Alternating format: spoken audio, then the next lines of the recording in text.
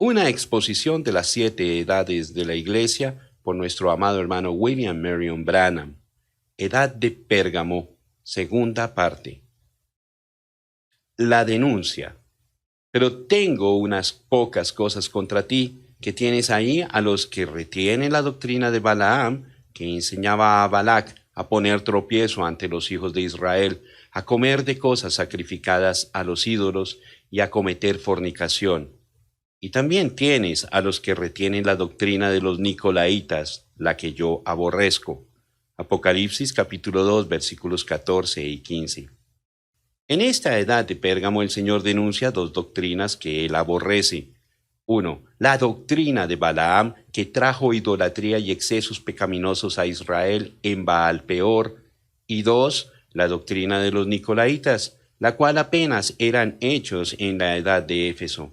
Junte esta denuncia con el hecho de que él ha estado poniendo énfasis sobre Pérgamo como el asiento de Satanás, y es muy fácil y propio concluir que de alguna manera la religión de Babilonia ha llegado a ser mezclada con el cristianismo. Ahora, esta no es solamente una suposición, sino que es un hecho histórico que probaremos al regresar en la historia hasta el año 36 después de Cristo y avanzando hasta el Concilio de Nicea en el año 325 después de Cristo, cuando los cristianos, la mayoría siendo judíos por nacimiento, fueron esparcidos desde Jerusalén. Ellos fueron por todas partes predicando el Evangelio, particularmente en las sinagogas.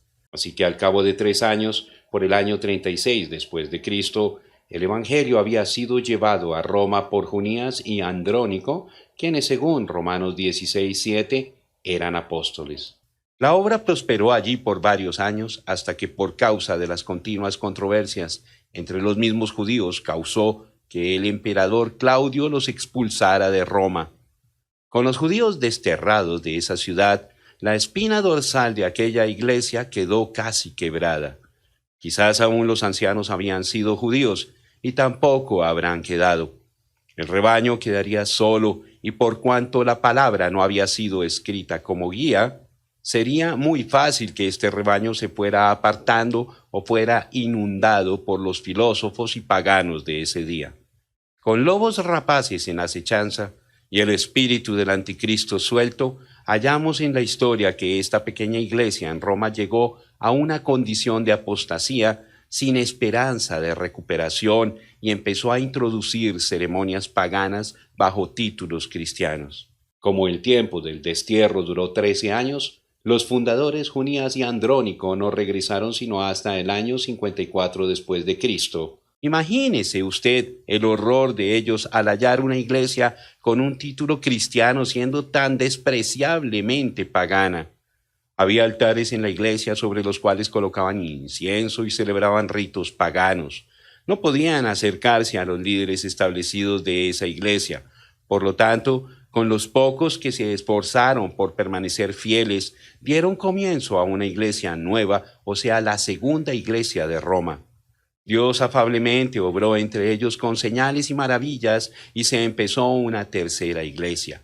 Y aunque la primera iglesia fue reprobada por ser pagana y no cristiana en su adoración, ella no cedería su título, sino que permaneció y todavía permanece la primera iglesia de Roma, la Iglesia Católica Romana. Ahora, la mayoría de nosotros tenemos la idea errada de que cualquier y toda persona que se dice ser cristiana sería el blanco del diablo y consecuentemente el golpe de tiranía política, pero no es así.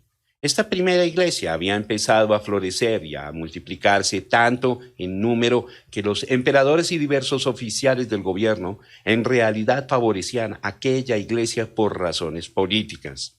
Y cuando los líderes de la primera iglesia en Roma se hallaron favorecidos, tomaron la oportunidad para tornar el gobierno en contra de los verdaderos creyentes y demandar su persecución si no entraban a su redil. Uno de los obispos de tales pensamientos en la primera iglesia de Roma fue Aniceto, quien vivió en el segundo siglo y fue contemporáneo de Policarpo. Cuando el venerable Policarpo supo que la primera iglesia cristiana de Roma estaba envuelta en ceremonias paganas y que había corrompido la verdad del Evangelio, él fue a implorarles que cambiaran. Él los vio que se postraban ante imágenes con nombres de apóstoles y santos. Él vio que encendían velas y quemaban incienso en el altar.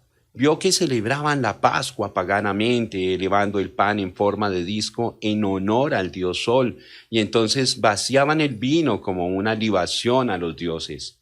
Pero este santo anciano, quien había viajado como 2000 kilómetros, no podía impedir su decadencia tan avanzada. Dios habló por medio de él cuando estaba a punto de despedirse. Efraín es dado a ídolos, déjalo. Oseas 4:17. Policarpo nunca regresó. Después de Aniceto siguió el malvado obispo de Roma llamado Víctor.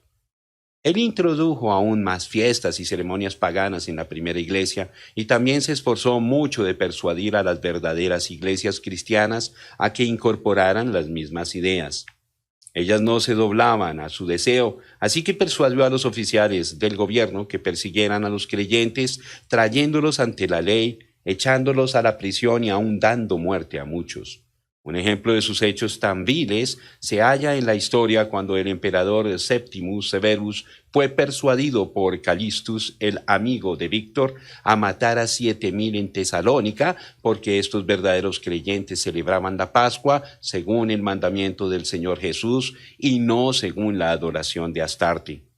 La vid falsa ya estaba desatando su furor en contra del Dios viviente, dando muerte a los escogidos, igual como hizo su antepasado Caín cuando mató a Abel. La iglesia verdadera continuó esforzándose por hacer que la primera iglesia se arrepintiera, pero no lo haría. Ella aumentó en número e influencia, inició una campaña continua para desacreditar a la simiente verdadera. Reclamaban que ellos y solamente ellos eran los verdaderos representantes del Señor Jesucristo y ostentaron el hecho de que eran la iglesia original en Roma y que eran la primera iglesia. En verdad eran la primera iglesia y en verdad lo son. Así que al tiempo de esta tercera edad de la iglesia, tenemos dos iglesias que llevan el mismo nombre, pero con una diferencia amarga entre las dos. La una se ha apartado de la verdad, se ha casado con los ídolos y no tiene nada de vida. Ella se ha hibridado y las señales de la muerte, no de vida, siguen en sus pasos. Ella es poderosa con muchos miembros y es favorecida por el mundo. La otra es un pequeño grupo perseguido, pero sigue la palabra y las señales le siguen. Los enfermos son sanados y los muertos son levantados. Ella vive con la vida y palabra de Dios. Ella no ama su vida, pero se afirma en su nombre y en su fe aún hasta la muerte. Y así la terrible persecución oficial de Roma cayó sobre los verdaderos creyentes hasta que Constantino llegó al poder y concedió libertad de adoración religiosa. Parece que hay dos razones por las cuales fue concedida esta libertad. En primer lugar, varios emperadores buenos no habían permitido la persecución, pero al morir ellos fueron sucedidos por aquellos que mataban a los cristianos. Esto fue hecho tan sin razón que por fin la opinión pública se manifestó en que dejaran en paz a los cristianos. La segunda razón es la más conocida. Constantino tenía delante de él una batalla que afrontar, bastante dificultosa, de la cual dependía el control del imperio. Una noche, él vio en un sueño una cruz blanca que aparecía delante de él y sintió que esto era como un presagio para él, que si los cristianos oraban por una victoria, entonces él ganaría la batalla. Él les prometió libertad en el caso de que saliera victorioso. Fue victorioso y la libertad de cultos fue concedida en el edicto de Nantes en el año 312 después de Cristo. Pero esta libertad de persecución y muerte no fue tan magnánima como primeramente apareció. Constantino ahora era el patrón. Como un patrón, su interés era algo más que la de un observador, porque él decidió que la iglesia necesitaba su ayuda en sus asuntos. Él los había visto en desacuerdo entre sí mismos en relación a ciertas cosas, entre las cuales una tenía que ver con Arrio, obispo de Alejandría, quien enseñó a sus seguidores que Jesús no era verdaderamente Dios, sino que era un ser de menor importancia, siendo que fue creado por Dios. La Iglesia Occidental sostenía una posición opuesta, creyendo que Jesús era la primera esencia de Dios y, como decían ellos, coigual con el Padre. Con tales asuntos, juntamente con la intromisión de ceremonias paganas en la adoración, el emperador convocó el concilio de Nicea el año 325 después de Cristo, con el pensamiento de reunir a todos los diferentes grupos bajo un solo techo, donde pudieran resolver sus diferencias y llegar a un entendimiento común y ser todos uno. No es extraño que, aunque esto empezó allá con Constantino, no murió, sino que está realmente vivo hoy en la forma de el Concilio Mundial de Iglesias. Y lo que él no logró obtener será en verdad logrado en este día por medio del movimiento ecuménico. Esta intervención del Estado en la Iglesia es una cosa necia porque el mundo no entiende ni la verdad hallada en la palabra, ni los caminos de la Iglesia, pues la misma decisión dada por el concilio respecto a que Arrio estaba equivocado fue cambiada 2 años después por el emperador y por muchos años aquella doctrina falsa fue impuesta sobre el pueblo. La unión de la Iglesia y el Estado fue anticipadamente conocida por el Señor. El mismo nombre, Pérgamo, significa completamente casado, y ciertamente el Estado y la Iglesia estaban casados. La política y la religión fueron unidas. Los resultados de aquel matrimonio han traído como consecuencia los híbridos más horribles que el mundo jamás haya conocido. La verdad no está en ellos, más bien en ellos están todos los caminos malvados de Caín, el primer híbrido. En esta edad, no solamente el Estado y la Iglesia fueron casados, también la religión babilónica fue oficialmente unida con la primera Iglesia. Satanás ahora tenía acceso al nombre de Cristo y él fue colocado como Dios en el trono en la adoración. Con la ayuda del auxilio federal, las iglesias fueron herederas de edificios hermosos, los cuales tenían altares de mármol blanco e imágenes de santos ya difuntos. Y aquí en esta edad es cuando la bestia de Apocalipsis 13:3, que fue herida de muerte, el pagano imperio romano, volvió a la vida y al poder como el santo imperio romano.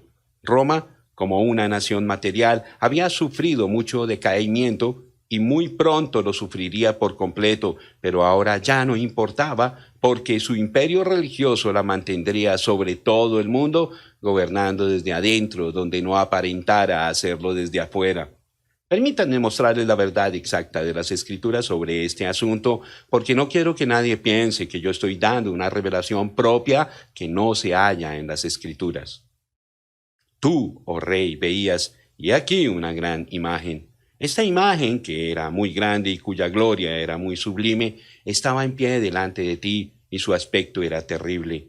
La cabeza de esta imagen era de oro fino, su pecho y sus brazos de plata, su vientre y sus muslos de bronce, sus piernas de hierro, sus pies en parte de hierro y en parte de barro cocido. Estabas mirando hasta que una piedra fue cortada, no con mano, e hirió a la imagen en sus pies de hierro y de barro cocido y los desmenuzó. Entonces fueron desmenuzados también el hierro, el barro cocido, el bronce, la plata y el oro, y fueron como tamo de las eras del verano, y se los llevó el viento sin que de ellos quedara rastro alguno. Mas la piedra que hirió a la imagen fue hecha un gran monte que llenó toda la tierra. Este es el sueño, también la interpretación de él diremos en presencia del rey.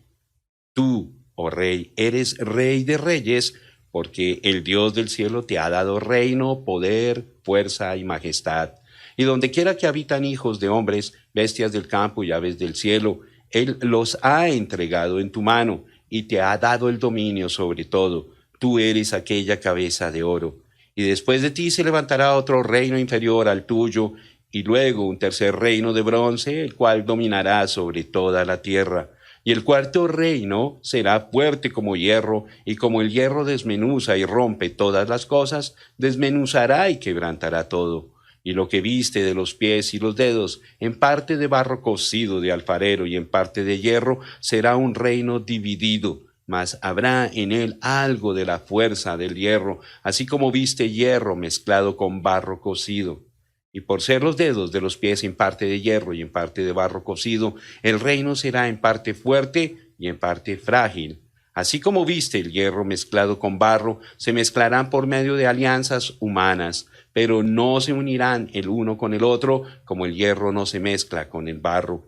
Y en los días de estos reyes, el Dios del cielo levantará un reino que no será jamás destruido, ni será el reino dejado a otro pueblo. Desmenuzará y consumirá a todos estos reinos, pero él permanecerá para siempre. De la manera que viste que del monte fue cortada una piedra, no con mano, la cual desmenuzó el hierro, el bronce, el barro, la plata y el oro.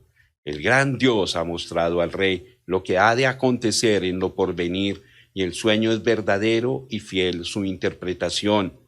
Daniel capítulo 2, versículos 31 al 45.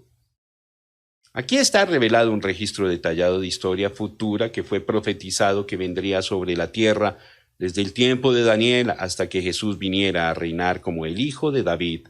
Es conocido como los tiempos de los gentiles. Este tiempo abarcaba 4 etapas históricas, las cuales fueron conocidas como el imperio dominante en cada etapa: babilónica, medo-persa, griega y romana.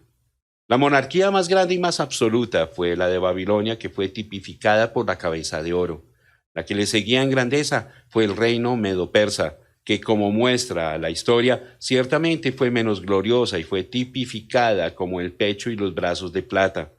Después le seguía la edad griega, cuyo rey fue el líder militar más ilustre que el mundo jamás haya conocido, así que bien fue tipificada como el vientre y muslos de metal. Fue menos gloriosa que las otras 2 anteriores. Al fin tenemos el último reino, el cual fue el Imperio Romano, representado como las piernas y los pies. Los reinos anteriores fueron representados como minerales puros: oro, plata y metal puro, pero este último imperio fue hierro puro solamente en las piernas, porque cuando llegó a los pies era una mezcla de hierro y barro. Tierra y mineral sencillamente no se pueden mezclar para producir consistencia y fuerza. Pero no solamente es cierto esto, sino que lo más asombroso es que este último imperio romano continuaría en su estado mezclado hasta el regreso de Jesús. Este imperio romano de hierro, el hierro significando poder y gran fuerza destructiva en contra de la oposición, habría de ser compuesto de 2 etapas mayores. Y ciertamente fue así, porque el imperio literalmente se dividió en 2, Oriente y Occidente. Ambas partes fueron muy poderosas, destruyendo todo lo que se le oponía. Así como disminuye la gloria y el poder de todos los imperios, también este imperio empezó a decaer. Y Roma cayó. El pagano imperio romano ya no era de hierro, se desmoronó, fue herido de muerte. Ahora no podía gobernar Roma. El fin le había llegado, según pensaba el mundo, pero cuán errado estaba, porque aquella cabeza, Roma, aunque herida, no fue herida hasta el punto de morir.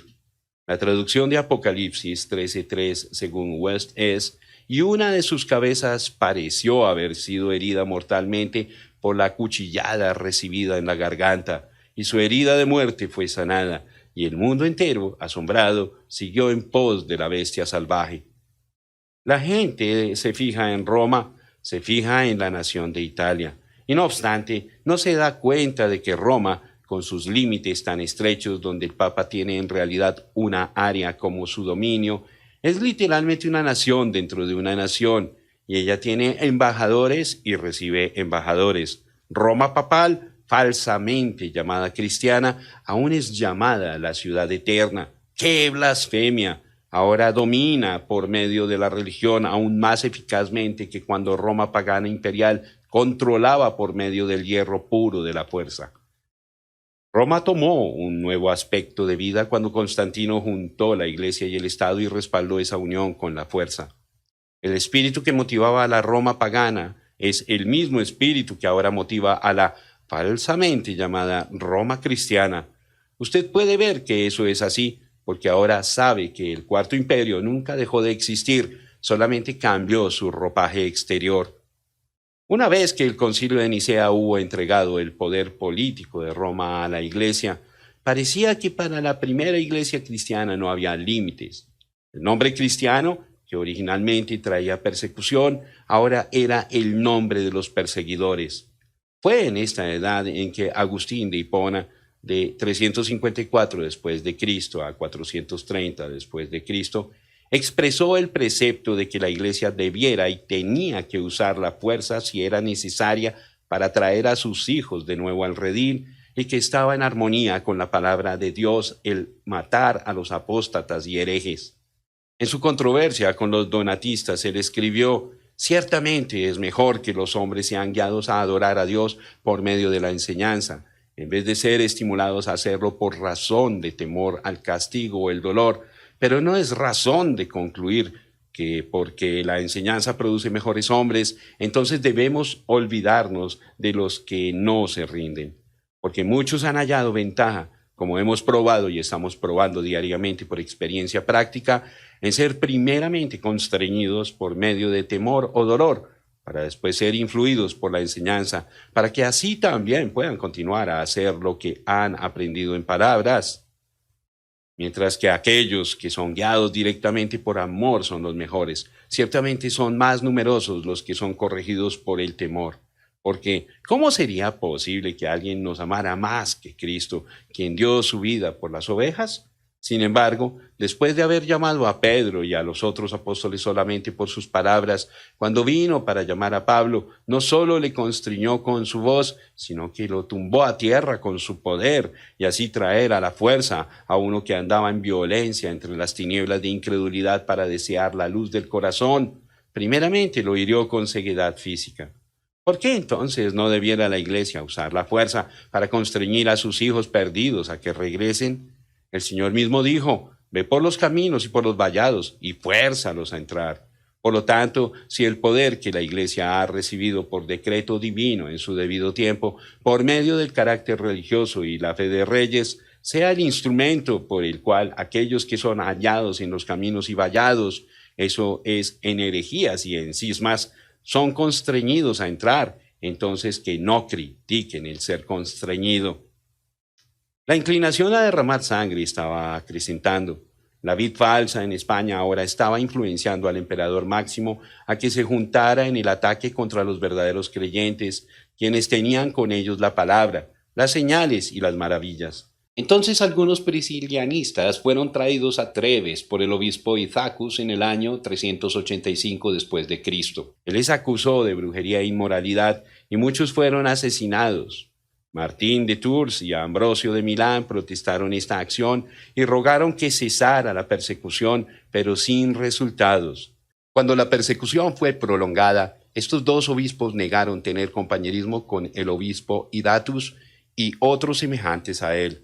Tan extraño como parece, el sínodo de Treves dio su aprobación a los asesinos. De aquí en adelante, particularmente durante la edad del oscurantismo, veremos a los hijos de la carne perseguir y destruir a los hijos del Espíritu, aunque ambos reclaman ser del mismo Padre, como fue en el caso de Ismael e Isaac. La oscuridad de corrupción espiritual se profundizaría y la verdadera luz de Dios disminuiría hasta que, en términos de números, apenas estaría encendida. Sin embargo, la promesa de Dios permanecería verdadera. La luz alumbra en la oscuridad y la oscuridad no puede impedirla. Ahora, hasta aquí no he hablado acerca de aquel punto de la historia, como lo prometí hacer. Eso es, la mezcla de la religión de Nimrod con la religión cristiana. Usted recordará que Attalus huyó de Babilonia a Pérgamo y edificó su reino fuera del alcance del Imperio Romano. A través de los años su reino floreció, siendo nutrido por el Dios de este mundo. Una sucesión de sacerdotes, de reyes, siguieron a Attalus hasta el reino de Attalus III, cuando, por razones conocidas solamente por la soberanía de Dios, él, por medio de su testamento, entregó el reino a Roma.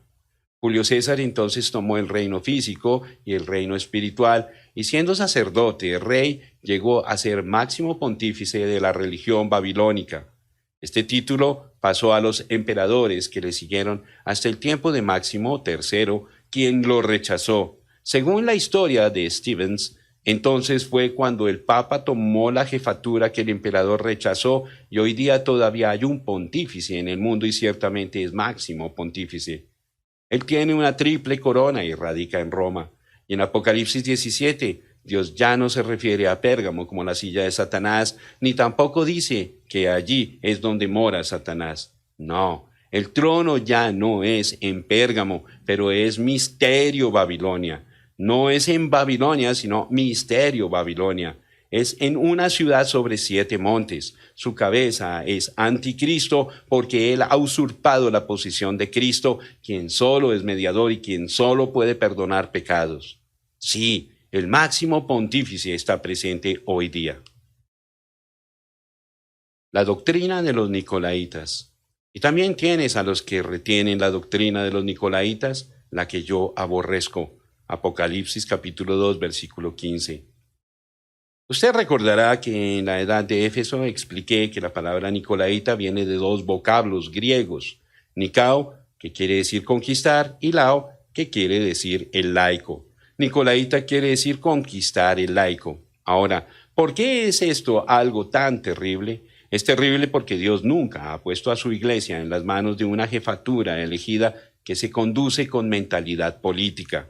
Más bien ha puesto a su iglesia bajo el cuidado de hombres que son ordenados por Dios, llenos del Espíritu, que viven por la palabra y quienes guían al pueblo por medio de la alimentación de la palabra.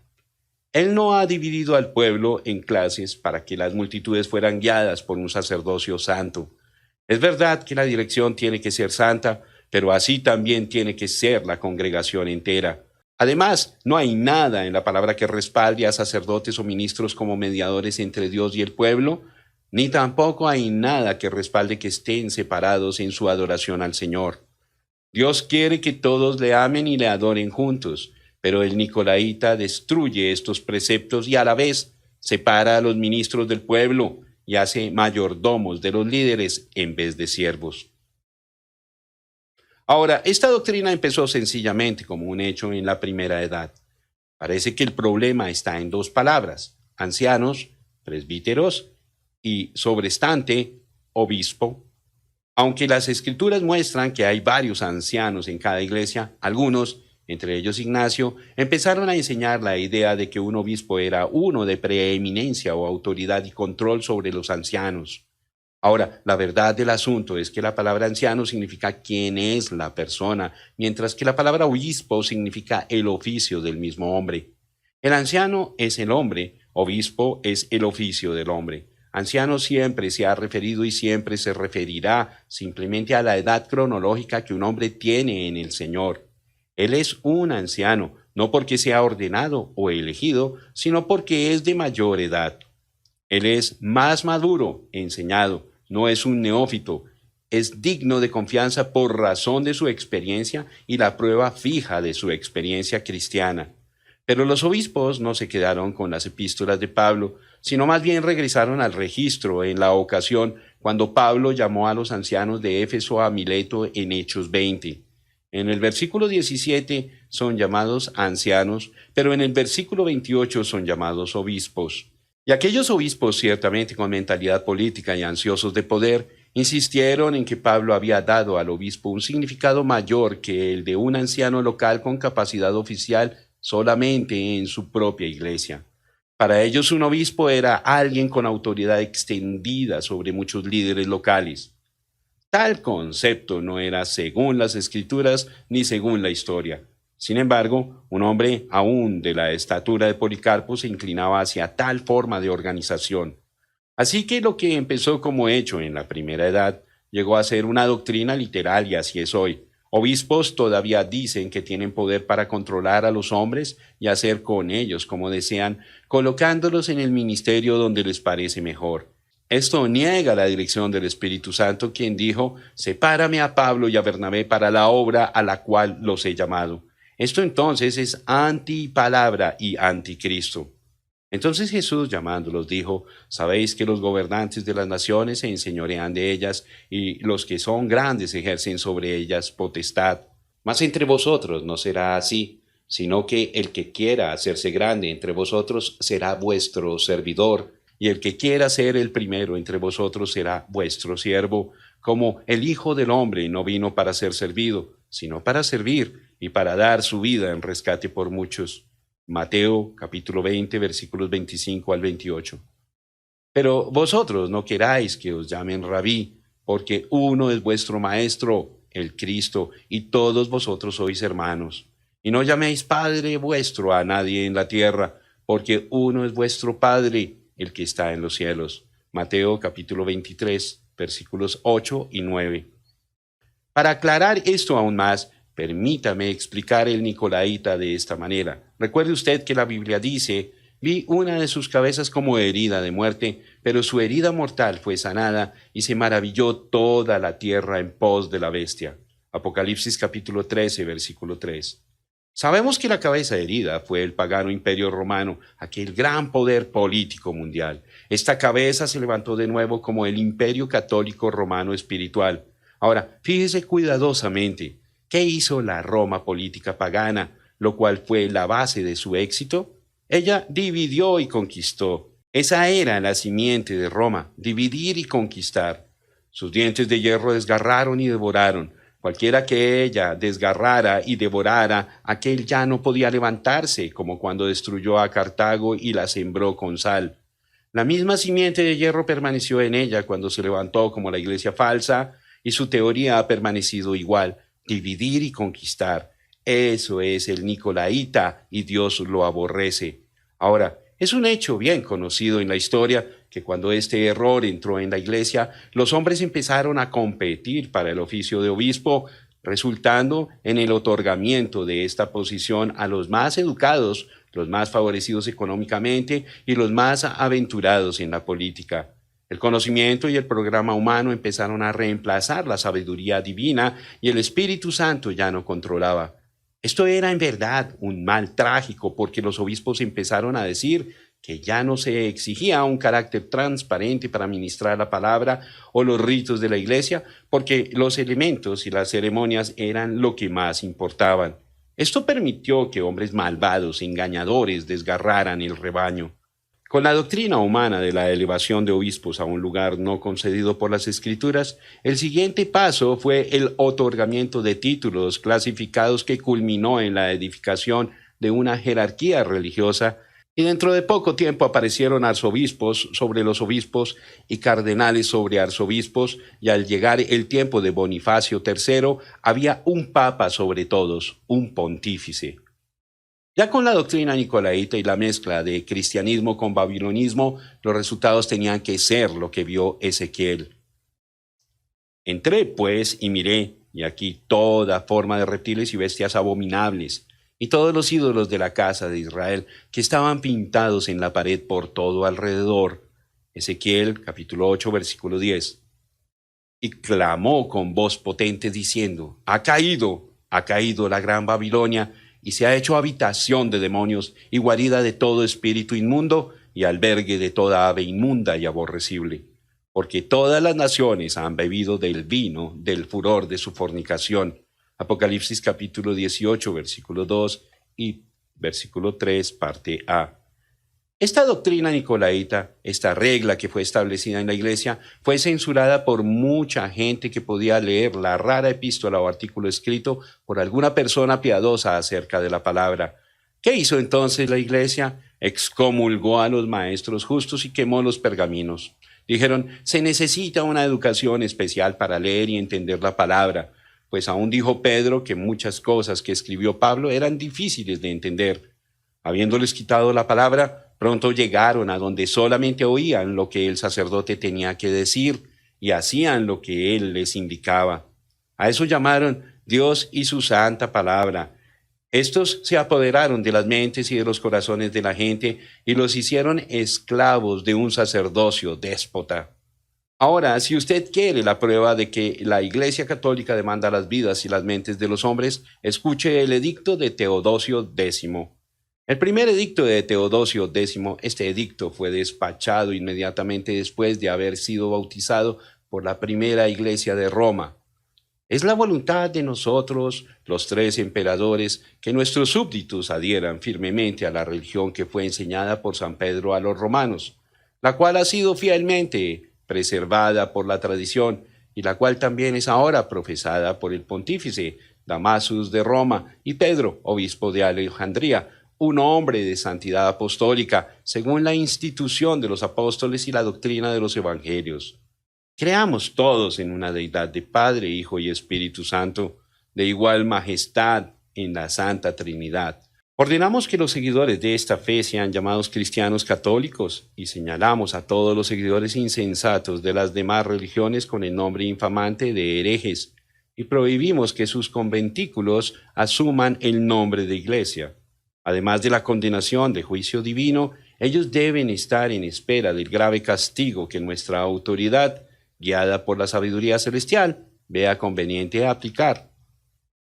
Las 15 leyes penales que este emperador despachó en el mismo número de años restaron de los evangélicos todos los derechos de ejercer su religión, los excluyó de todo oficio civil y los amenazaron con multas, decomisos, destierros y en algunos casos la muerte. ¿Sabe usted que nos encontramos rumbo a lo mismo hoy día? La Iglesia Católica Romana se llama a sí misma la Iglesia Madre. Se dice ser la Iglesia primera u original, y eso es absolutamente la verdad. Ella fue la primera y original iglesia de Roma que cayó y entró en el pecado. Fue la primera que se organizó y en ella fueron hallados los hechos y luego la doctrina del Nicolaíta. Nadie negará que ella sea una madre. Es una madre y ha producido hijas. Ahora, una hija viene de una mujer. Una mujer vestida de escarlata está sentada sobre los 7 montes de Roma. Ella es una ramera y ha engendrado hijas.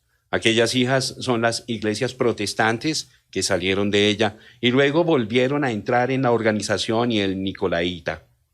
Esta madre de las hijas iglesias es llamada una ramera, una mujer que no ha sido fiel a sus votos matrimoniales.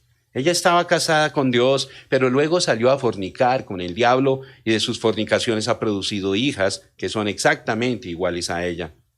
Esta combinación de madre e hija es antipalabra, antiespíritu y por lo tanto anticristo, ciertamente anticristo. Ahora, antes de que me adelante mucho, quiero decir que estos primeros obispos pensaban que eran superiores a la palabra. Ellos decían a la gente que podían perdonarles sus pecados al solamente confesarlos. Eso nunca ha sido verdad. En el 2 siglo empezaron a bautizar a los infantes. Pusieron en práctica el bautismo regenerativo. Con razón la gente está toda confundida hoy día. Si estuvieron tan confundidos allá, estando tan cerca a Pentecostés, hoy están en una condición desesperada, estando a 2000 años más lejos de la verdad original. Oh, Iglesia de Dios, solamente hay un remedio: volver a la palabra y mantenerse con ella. La doctrina de Balaam. ¿Qué tienes ahí a los que retienen la doctrina de Balaam, que enseñaba a Balac a poner tropiezo ante los hijos de Israel, a comer de cosas sacrificadas a los ídolos y a cometer fornicación? Apocalipsis capítulo 2, versículo 14. Ahora, es imposible tener la tendencia de Nicolaíta en la iglesia y no tener también esta otra doctrina. Vea esto: al restar la palabra de Dios y el movimiento del Espíritu como los medios de adoración, los que me adoran es necesario que me adoren en espíritu y en verdad. Entonces se le tendrá que dar al pueblo otra forma de adoración como sustituto, y sustitución significa balaamismo. Si esperamos entender lo que es la doctrina de Balaam en la iglesia en el Nuevo Testamento, nos conviene regresar y ver lo que era en la iglesia en el Antiguo Testamento y aplicar eso a aquella tercera edad y luego traerla al presente. El relato se halla en Números del capítulo 22 al 25. Sabemos que Israel era el pueblo escogido de Dios. Eran los pentecostales de su día. Ellos habían tomado refugio bajo la sangre y todos habían sido bautizados en el Mar Rojo y salieron de entre las aguas cantando en el Espíritu y danzando en la fuerza del Espíritu Santo, mientras que María, la profetisa, tocaba su pandero. Después de un cierto tiempo de viaje, estos hijos de Israel llegaron a Moab. ¿Recuerda usted quién fue Moab? Él fue el hijo de Lot por una de sus mismas hijas, y Lot fue el sobrino de Abraham, así que Israel y Moab eran parientes. Quiero que usted vea eso. Los moabitas conocían la verdad, ya sea que la viviesen o no. Israel llegó a la frontera de Moab y mandó mensajeros al rey diciendo: nosotros somos hermanos, permítenos pasar por tu tierra. Si nuestra gente o nuestros animales comen o beben algo, con gusto te lo pagaremos. Pero el rey Balac se perturbó mucho. Como cabeza de aquel grupo nicolaíta, de ninguna manera estaba dispuesto a permitir que la iglesia pasase por su tierra con sus señales y maravillas y diversas manifestaciones del Espíritu Santo, con sus rostros luciendo la gloria de Dios. Era demasiado peligroso, siendo que había la posibilidad de que perdiese a algunos de sus miembros. Así que Balac prohibió el paso a Israel. Pero a la verdad fue tan grande su temor de ese pueblo que fue y buscó a un profeta asalariado que se llamaba Balaam y le rogó que intercediera por él ante Dios y que le suplicara al Todopoderoso que maldijera a Israel y lo dejara sin poder. Y Balaam, ansioso de tomar parte en asuntos políticos y así ser un hombre grande, estaba dispuesto y feliz en hacerlo. Pero viendo que tenía que allegarse ante Dios para recibir el permiso para poder impartir la maldición al pueblo, porque no lo podía hacer de sí mismo, entonces fue a preguntarle a Dios si podía obtener su permiso para dicha tarea. Ahora, ¿no es esa la misma actitud de los nicolaitas que tenemos hoy día, los cuales maldicen a todos los que no les siguen por su mismo camino? Cuando Balaam le pidió permiso a Dios para ir, Dios se lo prohibió. Eso le dolió, pero Balac persistió, prometiéndole aún mayores recompensas y honores. Entonces Balaam volvió a hablar con Dios. Ahora, una sola respuesta de Dios debiera haber sido suficiente, pero no fue así para el obstinado Balaam. Cuando Dios vio su perversidad, le dijo que se levantara y que fuera. Prontamente ensilló el asno y se fue. Él debiera haberse dado cuenta de que esto solamente era la voluntad permisiva de Dios y que no le iba a ser posible maldecir a esa gente, aunque fuera 20 veces y tratara 20 veces. Cuán semejante a Balaam es la gente hoy día. Creen en 3 dioses, se bautizan en 3 títulos en vez del nombre. Sin embargo, Dios manda el Espíritu sobre ellos como hizo con Balaam y continúan creyendo que están exactamente bien y son en realidad perfectos balaamitas. ¿Ve usted la doctrina de Balaam? Continúe pues, hágalo de su propia manera. Ellos dicen pues, Dios nos ha bendecido, tiene que estar bien. Yo sé que Él les ha bendecido, no niego eso, pero es la misma ruta organizacional que tomó Balaam.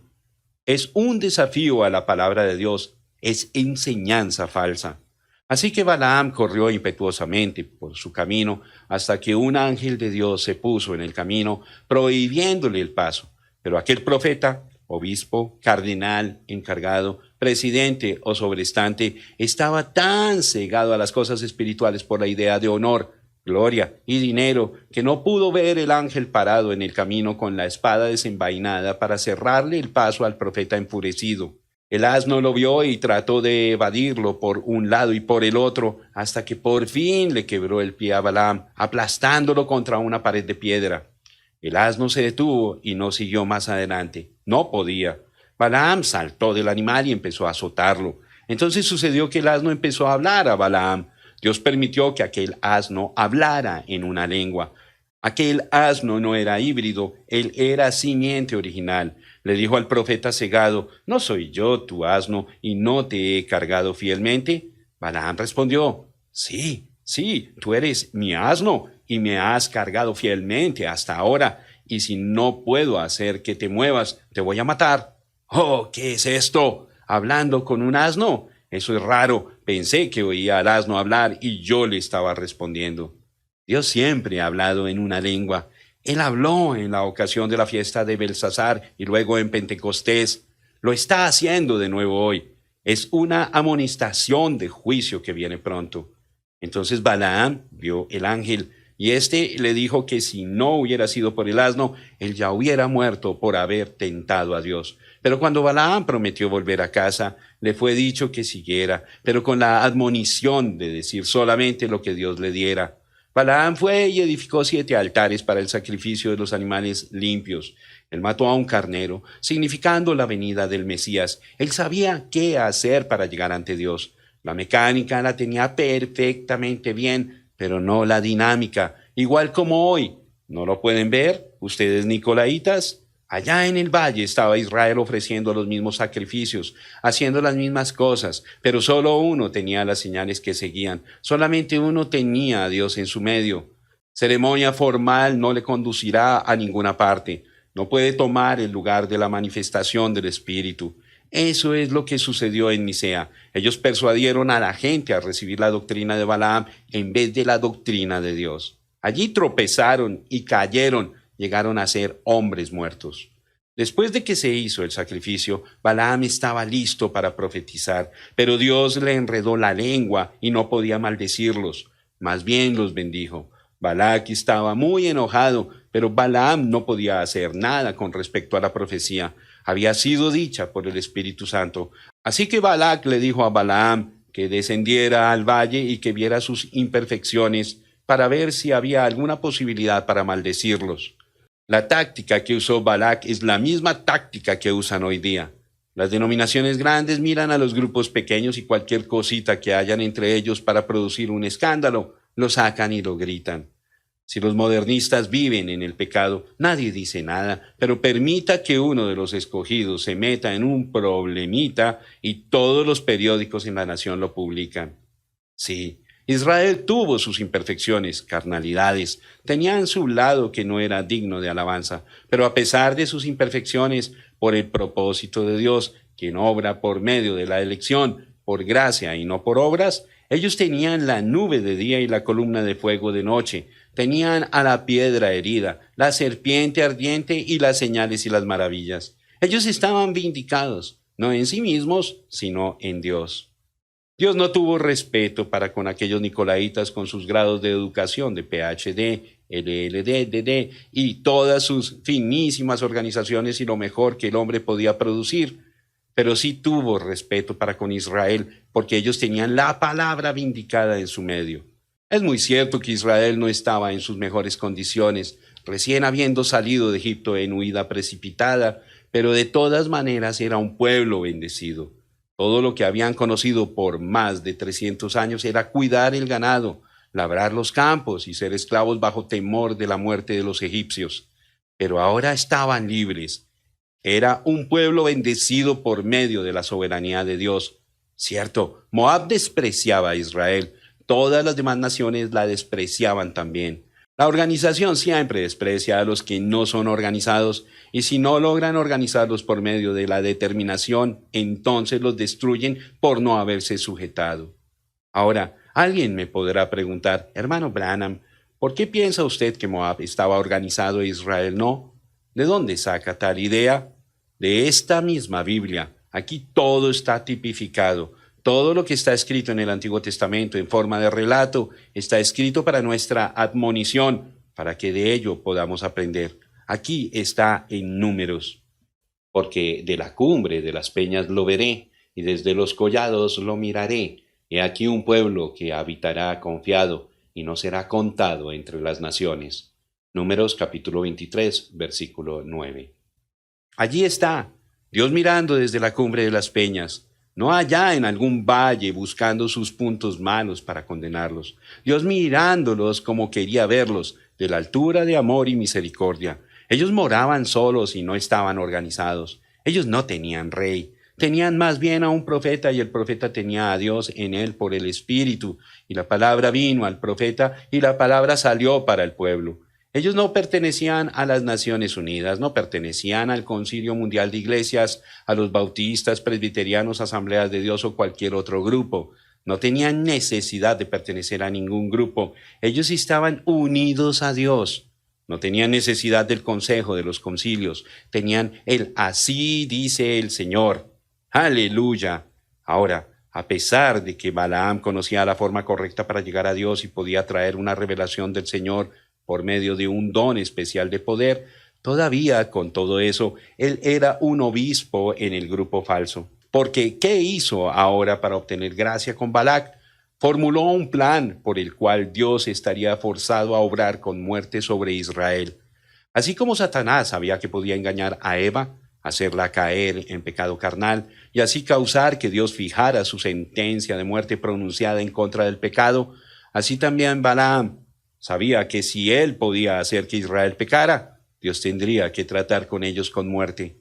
Así que él formuló una manera para hacerlos que viniesen a ligarse con el pecado. Envió invitaciones para que viniesen al banquete de Baal Peor. Vengan a adorar con nosotros. Ahora, no hay duda de que Israel había observado los banquetes de los egipcios, así que no sentía que fuera gran pecado ir a ver y quizás comer con la gente. ¿Qué pues hay de malo en el compañerismo? Debemos amarlos, ¿o no es así? ¿O cómo es que los vamos a ganar? Teniendo amistad no puede dañar a nadie, o así lo pensaron. Pero cuando aquellas moabitas sensuales empezaron a bailar y a desvestirse mientras bailaban su rock and roll y su twist, el deseo aumentó en los israelitas y fueron llevados al adulterio, y Dios en su ira quitó la vida de 42,000 israelitas. Y eso es lo que hizo Constantino y también sus sucesores en Nicea y después de Nicea. Invitaban al pueblo de Dios a su convención. Y cuando la iglesia se sentó a comer y luego se levantó para jugar, participando en formalidades eclesiásticas y en ceremonias y fiestas paganas llamadas según ritos cristianos, ya estaba atrapada. Había cometido fornicación y Dios se apartó de ella. Cuando cualquier hombre se desvía de la palabra de Dios y se junta con una iglesia en vez de recibir el Espíritu Santo, aquel hombre muere. Muerto. Así es. No se una usted a ninguna iglesia. No se meta en ninguna organización ni se deje llevar por credos y tradiciones, ni por cualquier cosa que tome el lugar de la palabra y el Espíritu. De otra manera usted estará muerto, estará terminado. Usted estará muerto eternamente separado de Dios. Así ha sucedido en cada edad desde entonces. Dios libra al pueblo. Ellos salen por medio de la sangre, son santificados por la palabra, caminan a través de las aguas del bautismo y son llenados del Espíritu. Pero después de un tiempo, el primer amor se enfría un poco y a alguien se le ocurre que se deben organizar para preservarse y para hacerse un nombre. Y se organizan de nuevo en la segunda generación y a veces aún antes. Ya no tienen al Espíritu de Dios, sino solamente una forma de adoración. Están muertos. Se han mezclado con credos y ceremonias y en ellos no hay vida. Así que Balaam causó que Israel cometiera fornicación. ¿Sabe usted que fornicación física es el mismo espíritu que está en la religión organizada? Yo dije que el espíritu de fornicación es el espíritu de la organización y todos los fornicarios tendrán su parte en el lago de fuego. Eso es lo que Dios piensa de la organización. Sí, Señor, la ramera y sus hijas estarán en el lago de fuego. Denominaciones no son de Dios, nunca han sido y nunca serán. Es un espíritu errado el que separa al pueblo de Dios en clases de jerarquía y laicos. Por lo tanto, es un espíritu errado el que separa al pueblo del pueblo. Eso es lo que hacen las organizaciones y denominaciones. Al organizarse, se separan de la palabra de Dios y se sujetan al adulterio espiritual. Ahora, note que Constantino preparó fiestas especiales para la gente.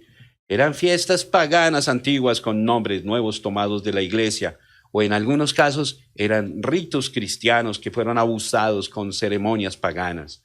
Él tomó la adoración del Dios Sol y lo cambió al Hijo de Dios. En vez de celebrarlo el día 21 de diciembre, que era cuando antes celebraban la fiesta del Dios Sol, lo adelantaron al 25 de diciembre y lo llamaron el cumpleaños del Hijo de Dios. Pero nosotros sabemos que el Señor nació en abril, cuando la vida empieza, no en diciembre. Y tomaron la fiesta de Astarte y la llamaron la celebración de la Pascua, en la cual el cristiano debe celebrar la muerte y resurrección del Señor. En verdad era una fiesta pagana a Astarte. Colocaron altares en la iglesia, pusieron también imágenes, dieron al pueblo lo que llamaron el credo apostólico, aunque no se encuentra en la Biblia. Enseñaron al pueblo la adoración a los antepasados y así haciendo de la Iglesia Católica Romana la iglesia espiritista más grande del mundo. Toda ave inmunda estaba en esa jaula y usted encuentra a los protestantes con sus organizaciones haciendo la misma cosa. Comían de las cosas sacrificadas a ídolos. Ahora, yo no digo que esto en verdad significa que ellos estaban literalmente comiendo carnes sacrificadas a ídolos. Porque aunque el concilio en Jerusalén había hablado en contra de tales cosas, Pablo no dijo mucho al respecto, solamente que los ídolos no eran nada. Solamente era un asunto de conciencia, exceptuando algún caso donde se ofendía a algún hermano más débil, y entonces no era permitido. Lo que es más, esta revelación tiene que ver con gentiles y no con judíos, siendo que estas son iglesias gentiles. Yo veo esto en la misma luz en que veo las palabras de nuestro Señor: si no coméis mi carne y bebéis mi sangre, no tenéis vida. No solo de pan vivirá el hombre, sino de toda palabra que sale de la boca de Dios. Usted entiende que comer en realidad es participar en un sentido espiritual. Así que cuando esta gente estaba inclinándose ante imágenes, encendiendo velas, participando en días festivos de los paganos, confesando sus pecados a hombres, lo cual todo pertenece a la religión del diablo, fueron participantes con el diablo y no con el Señor. Estaban en la idolatría, ya sea que lo admitieran o no. Pueden hablar todo lo que quieran y decir que los altares y el incienso son solamente para recordar las oraciones del Señor o lo que ellos crean que signifique, y pueden decir que cuando oran ante la imagen es solamente para mayor énfasis y que cuando se confiesan al sacerdote en verdad lo están haciendo a Dios en sus corazones. Y cuando dicen que el sacerdote los perdona, sencillamente lo está haciendo en el nombre del Señor. Pueden decir lo que quieran, pero están participando en la bien conocida religión satánica, babilónica, y se han unido a ídolos y han cometido fornicación espiritual, lo cual significa muerte. Están muertos. Entonces la iglesia y el Estado se casaron. La iglesia se unió con ídolos. Con la fuerza del Estado respaldándolos, ellos sintieron que ahora el reino había venido y la voluntad de Dios había sido ejecutada en la tierra. Con razón, la Iglesia Católica Romana no está esperando la venida del Señor Jesús. No son de los que creen en el milenio. Ya tienen su milenio aquí mismo. El Papa está reinando ahora mismo y Dios está reinando en él. Así que cuando Él venga, según ellos, tiene que ser cuando la tierra nueva y los cielos nuevos sean preparados. Pero están equivocados. Aquel Papa es la cabeza de la iglesia falsa. Y en verdad va a haber un milenio, pero mientras eso está sucediendo, Él no participará de ello. Él estará en alguna otra parte. La amonestación. Por tanto, arrepiéntete, pues si no, vendré a ti pronto y pelearé contra ellos con la espada de mi boca. Apocalipsis capítulo 2, versículo 16. ¿Qué más puede decir? ¿Puede Dios pasar por alto el pecado de aquellos que han tomado su nombre en vano? Hay una sola manera para recibir gracia en la hora de pecado: arrepentirse, confiese que está equivocado, venga a Dios para obtener el perdón y el Espíritu de Dios. Este es un mandamiento de Dios. Para desobedecer es muerte, porque Él dice: pelearé contra ellos con la espada de mi boca.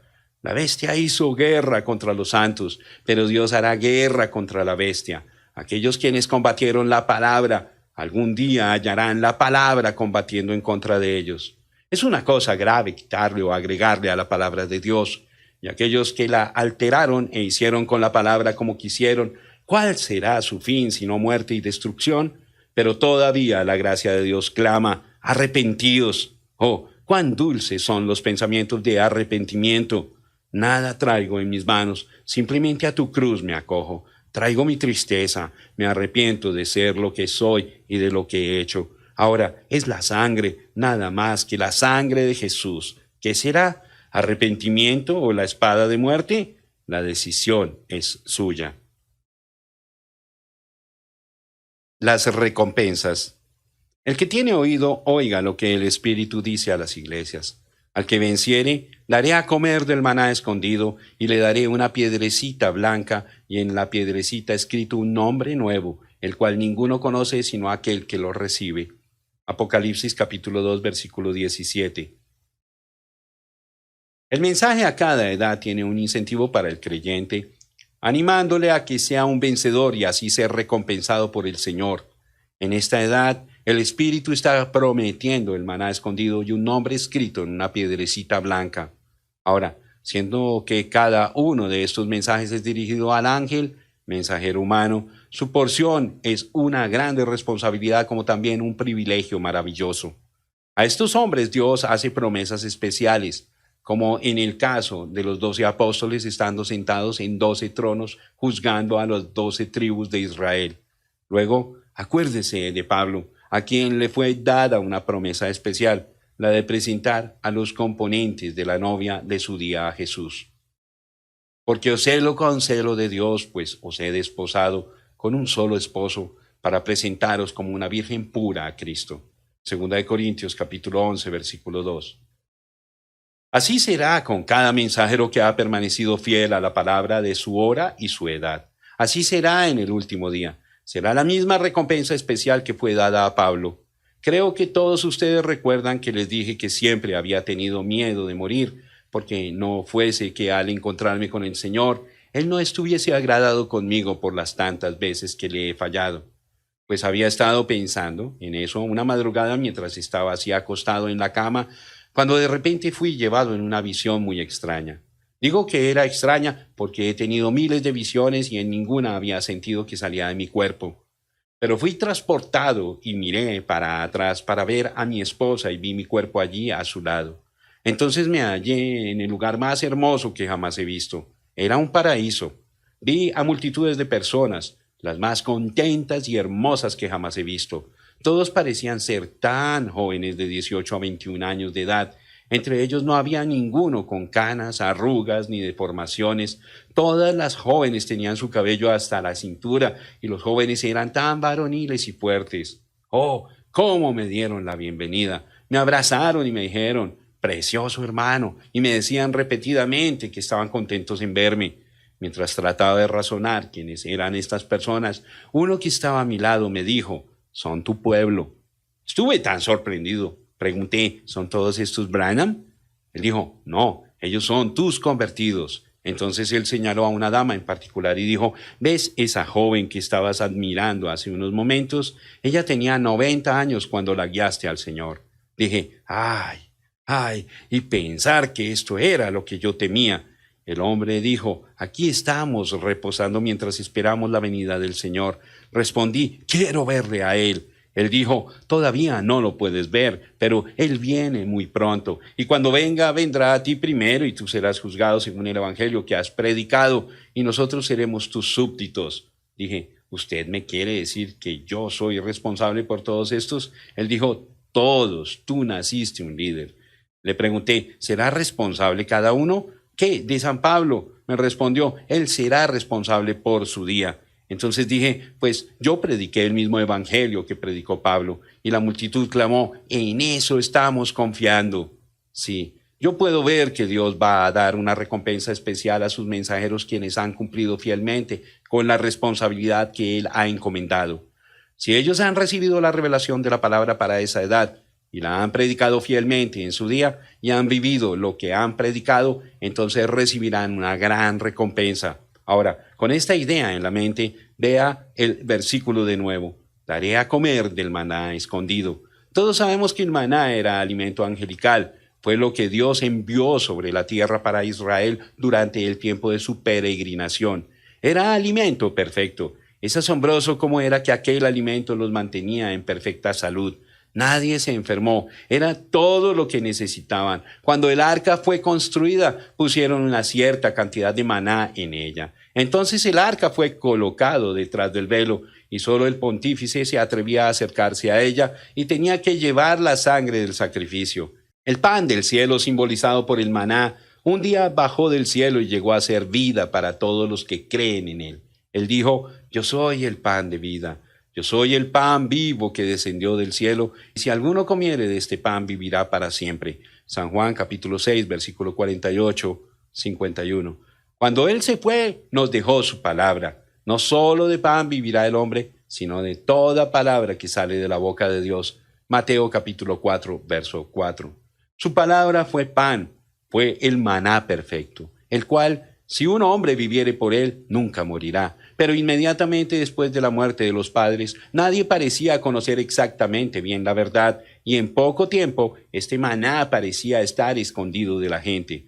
Pero en cada edad Dios empezó a dar de nuevo, por revelación, aquello que estaba escondido hasta que en este último día, según Apocalipsis 17, un profeta vendrá y revelará todos los misterios y entonces regresará el Señor.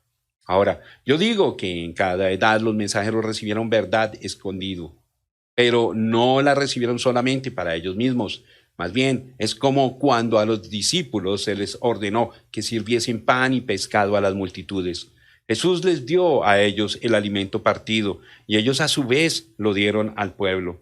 Dios da su maná escondido al vencedor. No puede ser de otra manera.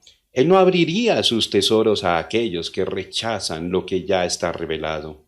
Lo que he estado diciendo acerca del mensajero de cada edad recibiendo de Dios una porción de la verdad original de Pentecostés está tipificado en el Antiguo Testamento cuando a Moisés le fue ordenado tomar un gomer de maná y colocarlo en un vaso de oro detrás del velo en el lugar santísimo, Éxodo 16, versículos 32 al 36. Allí podía entrar el pontífice de cada generación con la sangre del sacrificio. Podía tomar una pequeña porción de este maná, porque no se corrompía, que original, y se la comía. Ahora, en cada edad, al mensajero del Señor en esa edad le es dada la revelación de Dios para ese periodo en particular. Y una vez que el mensajero era iluminado con la verdad, él traía esa verdad al pueblo, y aquellos cuyos oídos habían sido abiertos por el Espíritu oían esa verdad, la creían y la vivían. También hay el pensamiento de la participación futura del maná escondido. Yo pienso que será la participación eterna de la revelación de Jesucristo en las eternas edades venideras. ¿De qué otra manera podríamos empezar a conocer las riquezas inescrutables de su propio ser? Todo lo que hemos anhelado conocer, todas nuestras preguntas no contestadas, todo eso será revelado. Será de Cristo, quien es nuestra vida, que lo recibiremos. Oh, a veces pensamos cuán rico es cuando aquí empezamos a aprender un poco acerca de Él y de su palabra y nos hace regocijar. Pero algún día, cuando nuestra carne sea cambiada, aquella palabra y Él llegarán a hacer lo que nosotros nunca pensábamos posible. También dice aquí que Él va a dar al vencedor una piedrecita blanca, y no sobre, pero en la piedra un nombre nuevo, el cual solamente el dueño conoce. Ahora, la idea de un nombre nuevo es una idea bien conocida. Abraham fue cambiado a Abraham, Sarai a Sara, Jacob a Israel, Simón a Pedro y Saulo a Pablo. Estos nombres produjeron un cambio o fueron dados por causa de un cambio. Fue solamente después de que los nombres de Abraham y Sarai fueron cambiados por el Señor que se encontraban listos para recibir al Hijo prometido. En el caso de Jacob, él tenía que vencer y después fue llamado príncipe. En el caso de Simón y de Saulo, su cambio vino cuando ellos recibieron al Señor. Y hoy día, cada uno de nosotros, los verdaderos creyentes, hemos tenido un cambio de nombre. Somos cristianos. Es un nombre que es común entre todos nosotros, pero algún día tendremos otro cambio. Ciertamente recibiremos un nombre nuevo. Muy bien, puede ser que ese nombre sea nuestro nombre original y verdadero escrito en el libro de la vida del Cordero desde antes de la fundación del mundo. Él conoce nuestro nombre, pero nosotros no. Algún día, según su buena voluntad, nosotros también lo conoceremos. Una piedrecita blanca. ¡Cuán hermoso! Aquí está otro cuadro donde el santo recibe recompensa de la mano de Dios por sus aflicciones en la tierra. ¿Sabe usted que después de Constantino, a la iglesia falsa, le fue posible meter su mano en la tesorería del Estado y por ese medio construir edificios hermosos llenos de estatuas hermosas? Estas estatuas hechas de mármol blanco en realidad eran ídolos romanos que habían sido nombrados nuevamente como santos. Las iglesias y sus contenidos eran excepcionalmente bellas, aún como se ven hoy día, pero Dios no estaba en ellas. ¿Dónde estaba Dios? Con sus santos en algún hogar o en alguna cueva o en alguna región salvaje en la sierra donde estaban escondidos de los miembros de la iglesia falsa. Ellos no tenían edificios hermosos, ni coros con batas, ni ropa fina, ni las demás atracciones mundanas. Pero ahora, en esta promesa especial a los verdaderos creyentes de todas las edades, Dios ha declarado que les dará recompensas de gran hermosura y de duración eterna. Deje que los ricos desprecien a los pobres. Déjenlos que den grandes cantidades a la iglesia para que ella honre al donador fijando una placa de mármol o alguna estatua en su honor en un lugar público para que todos aplaudan. Algún día, el Dios que ve y sabe todo, una vez más recompensará a la viuda por darlo todo, aunque sea apenas 2 blancas, y Él mismo la recompensará con los tesoros del cielo. Sí, maná escondido, y un nombre nuevo en una piedrecita blanca. Cuán bondadoso es el Señor para con nosotros al recompensarnos tan maravillosamente, siendo nosotros tan indignos. Oh, yo quiero estar listo a toda hora para hacer su voluntad y para acumular tesoros en el cielo.